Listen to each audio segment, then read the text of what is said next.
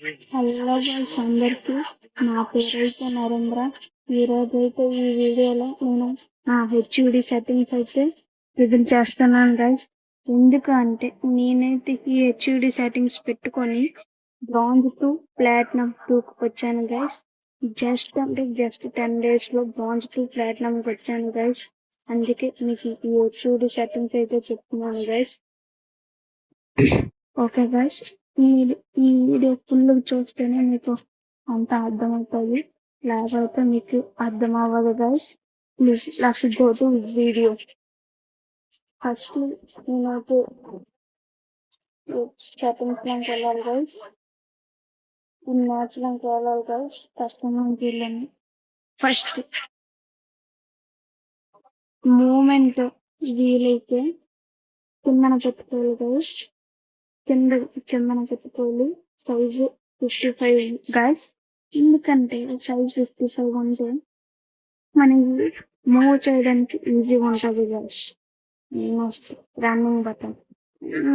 Running button ఎప్పుడు Joy stick పైన ఉండాలి గైస్. ఎందుకంటే జాయ్ స్టిక్ నొక్కిన మూవ్ చేసిన వెంటనే రన్నింగ్ బటన్ మూవ్ చేయవచ్చు గైస్. దానికి ఇంకా సింపుల్ గా మూమెంట్ పెరగడానికి పైన పెట్టుకోవాలి గైస్.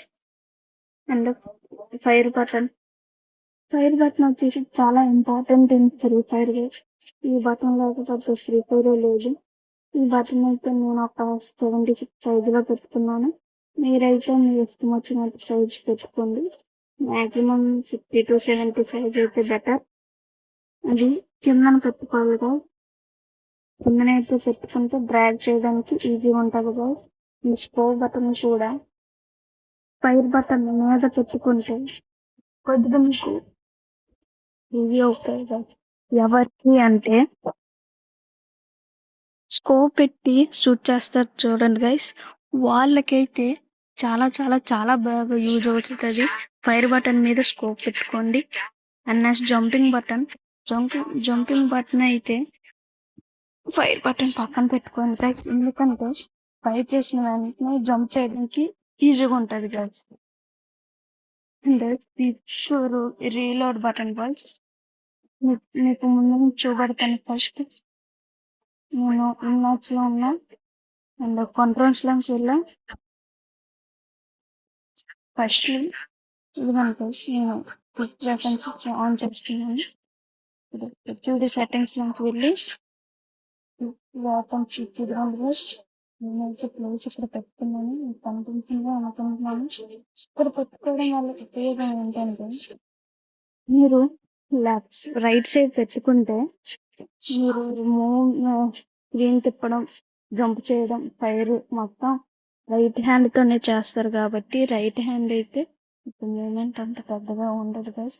లెఫ్ట్ సైడ్ అనుకోండి గైస్, ఓన్లీ మీరు రన్నింగ్ బటన్ జాయిస్టిక్ కదుపుతారు కాబట్టి ఇలా వెపన్ నొక్కగానే జంప్ బటన్ ఒక ఫైర్ బటన్ నొక్కాలి గైస్. అక్కడైతేనే మీ గేమ్ ప్లే ఇంప్రూవ్ అవుతుంది, లేకపోతే అవ్వదు గైస్. అంటే నెక్స్ట్ రీలోడ్ బటన్ చూస్తున్నాం గైస్. ఇదిగోండి ఆన్ చేశాను.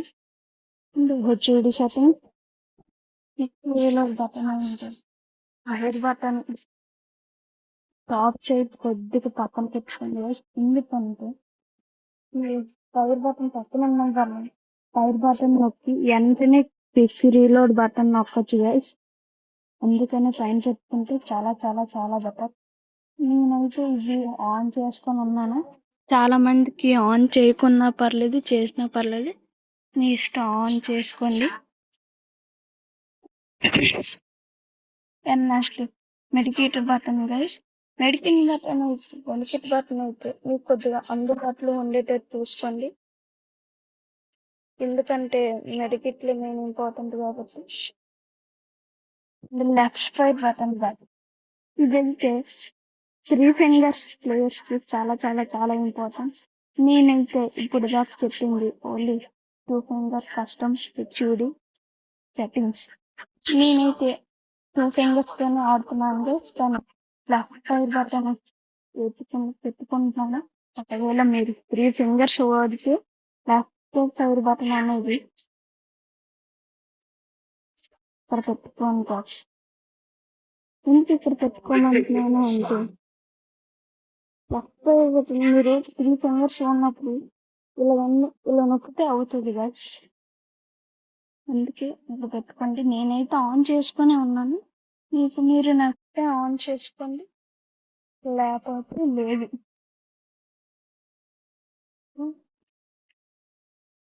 అండ్ డిస్ప్లే నేను డిస్ప్లే కూడా చెప్తున్నాను.